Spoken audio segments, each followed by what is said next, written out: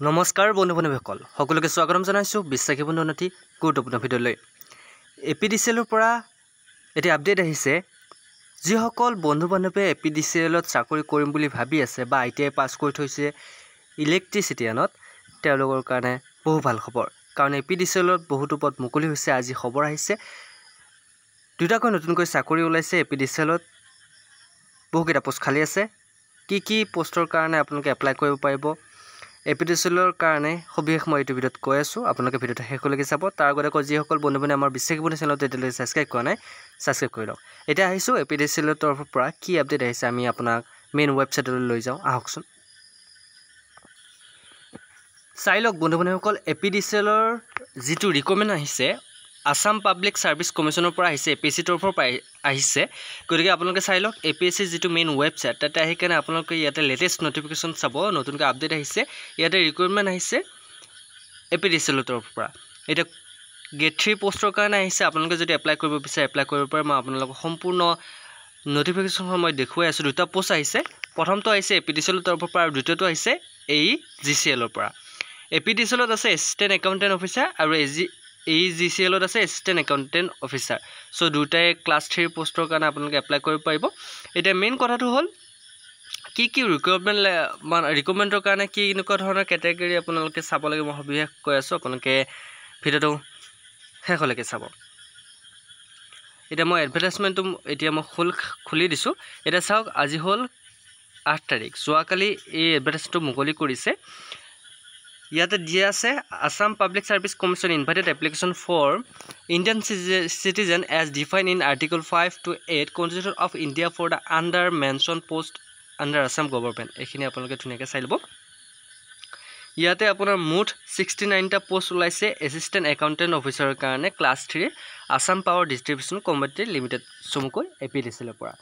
আপোনালোকে ক'ত কেনেকৈ এপ্লাই কৰিব পাৰিব ইয়াতে চাওক মুঠ আছে আপোনাৰ 69টা পোষ্ট আছে 69টা পদৰ কাৰণে আপোনালোকে এপ্লাই কৰিব পাৰিব ইয়াতে আপোনালোকৰ পে স্কেল আছে 25000 ৰ পৰা 92 লৈকে আৰু গ্ৰেড পে আছে আপোনাৰ 11000 আৰু পে বেন আছে আপোনাৰ 3 গতিকে আপোনালোকে এপ্লাই কৰিব পাৰিব ইয়াতে এটা কথা মেনশন কৰি দিছে before filling up the application form candidate must not date the required certificate relating to as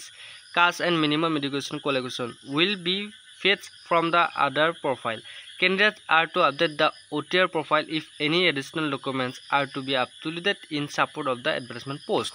গতিকে আপোনালোকে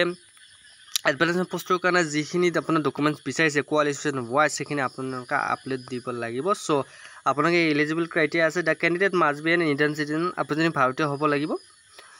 ভাৰতৰ নাগৰিক হ'ব লাগিব ইয়াতে এপ্লাই কৰিব লাগিলে আৰু দুই নম্বৰ কথা হ'ল আপোনাৰ পিআৰসি খন থাকিব লাগিব আপুনি পিআৰসি খন এটা আপলোড দিব দিছে must upload a copy of valid permission resident certificate চমুকৈ পিআৰসি আপোনালোকৰ ইয়াতে যদি এপ্লাই কৰে তেনেহলে আপোনালোকে আপলোড দিবই লাগিব আৰু লগতে এমপ্লয়মেন্ট এক্সচেঞ্জ সাৰ্টিফিকেট ৰেজিষ্ট্ৰেচন কাৰ্ডখনো ইয়াতে আপলোড দিব দিছে আৰু তাৰ লগতে আপোনালোকৰ এডুকেশ্যন কোৱালিফিকেশ্যন আপোনাৰ বিএ থাকিব লাগিব যি বিএ ইন আৰ্টছ সায়েন্স আৰু কমাৰ্চ যিকোনো ধৰণৰ আপোনাৰ ষ্ট্ৰীমত বিএ আপুনি থাকিব লাগিব মিনিমাম 55% আপোনাৰ থাকিব লাগিব আপুনি গ্ৰেজুৱেচন মিনিমাম 55% থাকিব লাগিব আৰু বিকমতো আপুনি 51% আৰু সায়েন্সতো 55% থাকিব লাগিব মিনিমাম তেতিয়া হলে আপুনি ইয়াতে এপ্লাই কৰিব পাৰিব আৰু সিজুৱেল কাষ্টৰ কাৰণে আপোনাৰ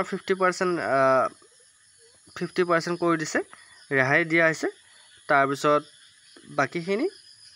আপোনালোকৰ কম্পিউটাৰ 3 মাহিয়া আপোনাৰ কোৰ্স যদি আছে ভাল কথা এখন থাকিলে ভাল দিব লাগিব